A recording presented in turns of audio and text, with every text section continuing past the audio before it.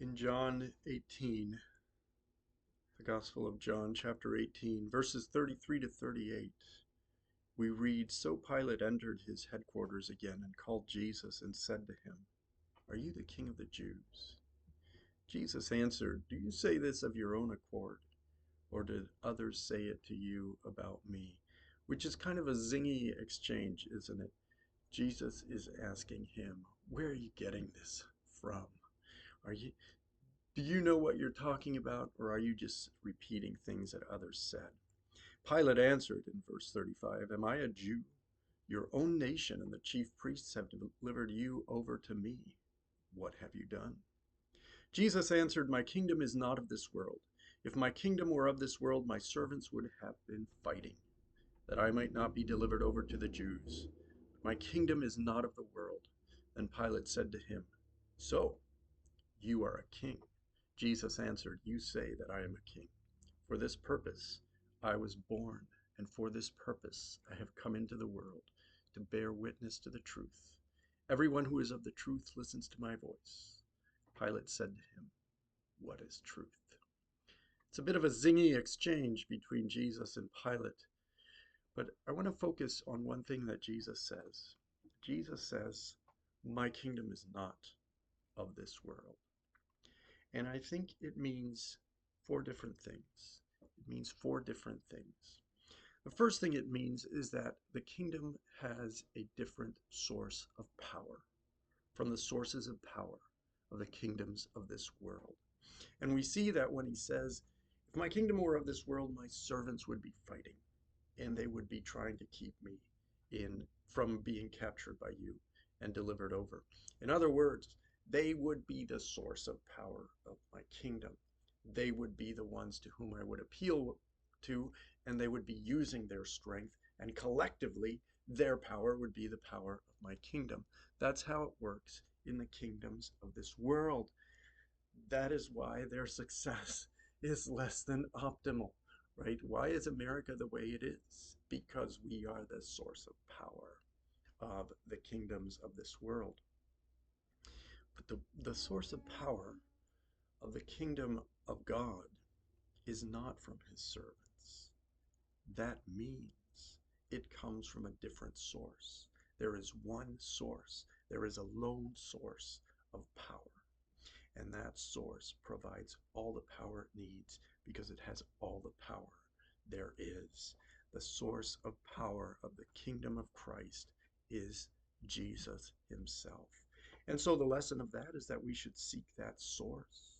We should seek that source diligently. We should try to be connected. We should try to have the most volts flowing through from whatever connects us to that source into us, and we should live by that power. That is the power. Jesus Christ alone is the power of his own kingdom. It also means that the kingdom is not of this world. When he says that the kingdom is not of this world, it means that we are strangers and pilgrims because we seek a city that is not of this world. In other words, if we are strangers and pilgrims because the kingdom is not of this world and because that is the kingdom that we seek, then we do not use his kingdom for our political purposes. I don't say that we don't want to be patriotic. We do. I don't say that it's not right to sacrifice for your own country. It is right to give your life for your people. We should be able to say it to all Christians, to Christians in Ukraine. How about the Christians in Russia? How about the Christians in China? We should be able to say, "For the good of your people, resisting that which is wrong for them is something it is noble to give your life for." Serve and participate and hope for the best for your country. But the kingdom of God is not America. It is something better, something that lasts. America will end. It has to. It's kind of a bittersweet thing. What are we doing? We're trying to avoid the collapse of America in our times so that it collapses on our children or grandchildren or great grandchildren. It's one of the paradoxes that's built into the kingdoms of this world. The kingdom of God is not that way. Remember that you're a stranger and a pilgrim. Remember that you seek a city that has foundations, because it's not built by human beings. It's built by God, and it comes to us through Jesus Christ. That his kingdom is not of this world, in the third place, also means that it's not from here. It's not from below. It's from above. It does not arise. We live in a time where evolution provides a kind of mythology, right? That things can arise um, out of molecules. You can get it arises to cellular life, and then cellular life it gives you these organic organizations that eventually are independent, that ambulate around, and then you get reason. It arises from below. The kingdom of God is not like that, and there are people that want to think of it that way. We're building it, we're making it arise from below. The kingdom of God comes from above. God gives it, God runs it, God makes the rules.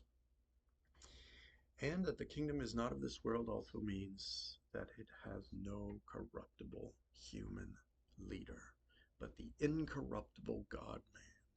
And so the question there to ask yourself is, who is your king? Who do you serve? Who do you serve with your time, with how you begin your day, with how you end your day, with your money, with your aspirations, with that which you love and dedicate yourself to?